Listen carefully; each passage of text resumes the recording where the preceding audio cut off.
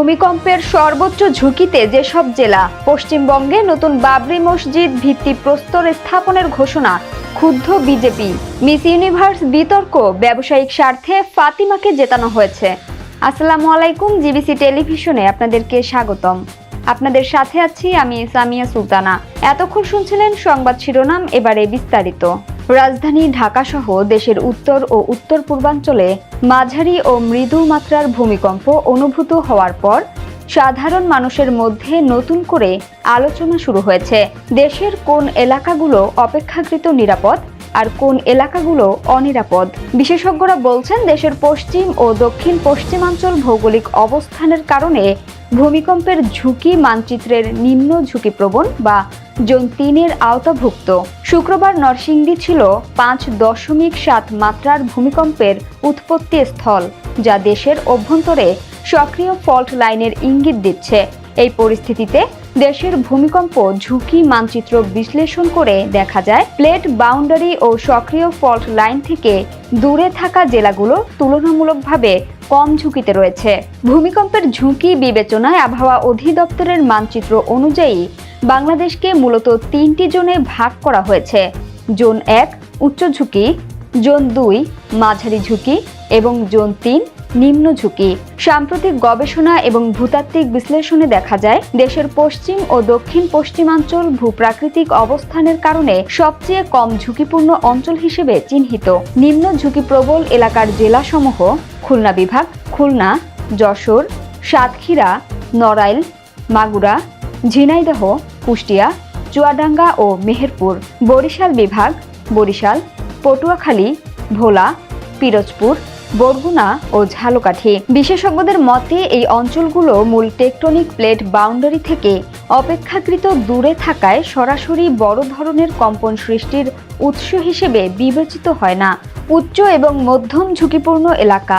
অন্যদিকে দেশের উত্তর পূর্বাঞ্চল এবং পূর্বাঞ্চল প্রধানত উচ্চ ঝুঁকিতে রয়েছে। উচ্চ ঝুঁকিপূর্ণ সিলেট, সুনামগঞ্জ, মৌলভীবাজার, হবিগঞ্জ এবং চট্টগ্রাম ও পার্বত্য এলাকার কিছু অংশ।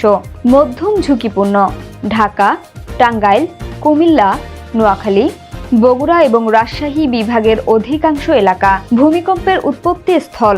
বাংলাদেশের চারপাশে ভূমিকম্পের 5টি উৎপত্তি স্থল চিহ্নিত করা আছে। এর একটিকে বলা হয় প্লেট বাউন্ডারি 1, যেটা মিয়ানমার থেকে নোয়াখালী পর্যন্ত। এছাড়া প্লেট বাউন্ডারি 2 নোয়াখালী থেকে সিলেট এবং প্লেট বাউন্ডারি 3 সিলেট থেকে ভারতের দিকে চলে গেছে। অন্যদিকে ময়মনসিংহের হালুয়াঘাট এলাকায় ডাউকি ফল্ট এবং মধুপুর ফল্ট রয়েছে। এগুলোই ভূমিকম্পের উৎপত্তি স্থল। এবারে আন্তর্জাতিক প্রসঙ্গ। পশ্চিমবঙ্গে নতুন বাবরি মসজিদ ভিত্তিপ্রস্তর স্থাপনের ঘোষণা, ক্ষুব্ধ বিজেপি। ভারতের পশ্চিমবঙ্গ রাজ্যে বাবরি মসজিদ স্থাপনের ঘোষণা দিয়েছেন রাজ্যটির ক্ষমতাসীন দল তৃণমূল কংগ্রেসের বিধায়ক হুমায়ুন কবির। তিনি জানান, মুর্শিদাবাদে আগামী ৬ ডিসেম্বর বাবরি মসজিদের ভিত্তিপ্রস্তর স্থাপন করবেন তিনি। তার এই মন্তব্য ঘিরে রাজনৈতিক অঙ্গনে তীব্র বিতর্ক সৃষ্টি হয়েছে। এমনকি তার বিরুদ্ধে সাম্প্রদায়িক উত্তেজনা ছড়ানোর অভিযোগও তুলেছে বিজেপি।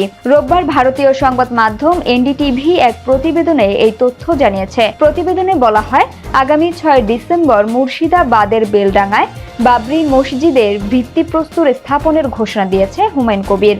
মূলত ওই দিনটি অযোধ্যার বাবরি মসজিদ ধ্বংসের 33তম বার্ষিকী। আর এ ঘোষণার পরই রাজ্যটিতে ব্যাপক রাজনৈতিক বিতর্ক তৈরি হয়েছে। এ বিষয়ে বিজেপির মুখপাত্র ইয়াসির জিলানি এই মন্তব্যের তীব্র সমালোচনা করে অভিযোগ করেছেন, ভোটের স্বার্থে সচেতনভাবে সাম্প্রদায়িক উত্তেজনা ছড়ানো হচ্ছে। তার দাবি, তৃণমূল নেতারা, বিশেষ করে বিধায়ক হুমায়ুন কবির ঘৃণার রাজনীতির জন্যই পরিচিত।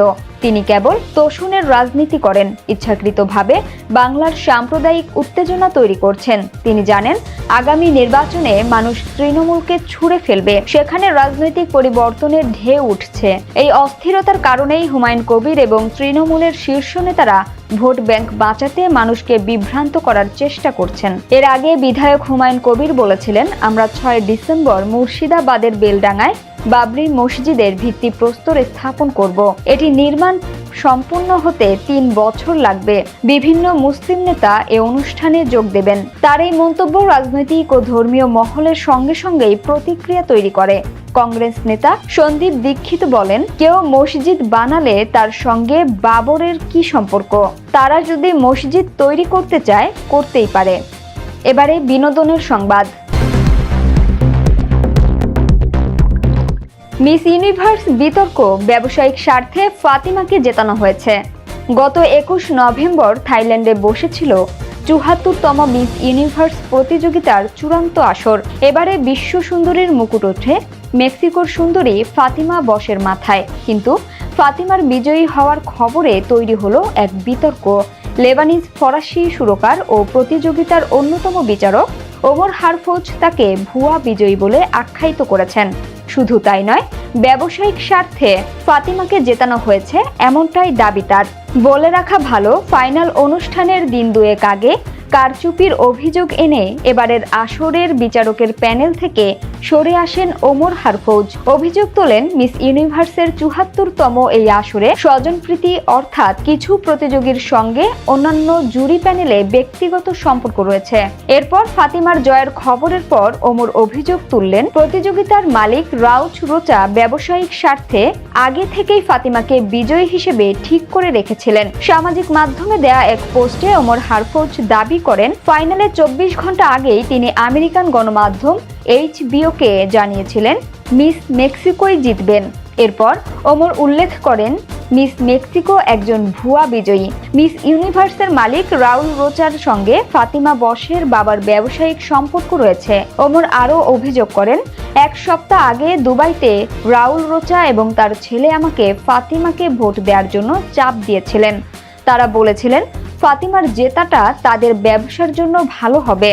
অন্যদিকে এমন দাবির পাল্টা জবাব দিয়েছে মিস ইউনিভার্স অর্গানাইজেশনের প্রেসিডেন্ট রাউল রোচা। একটি ভিডিও বার্তায় এসব অভিযোগকে পুরোপুরি অস্বীকার করেছেন তিনি। তার দাবি, ওমর হারফোজ পদত্যাগ করেননি, বরং তাকে বিচারক প্যানেল থেকে সরিয়ে দেওয়া হয়েছে।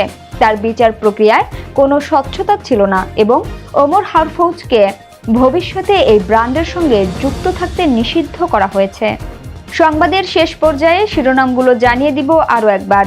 ভূমিকম্পের সর্বোচ্চ ঝুঁকিতে যেসব জেলা, পশ্চিমবঙ্গে নতুন বাবরি মসজিদ ভিত্তিপ্রস্তর স্থাপনের ঘোষণা, ক্ষুব্ধ বিজেপি।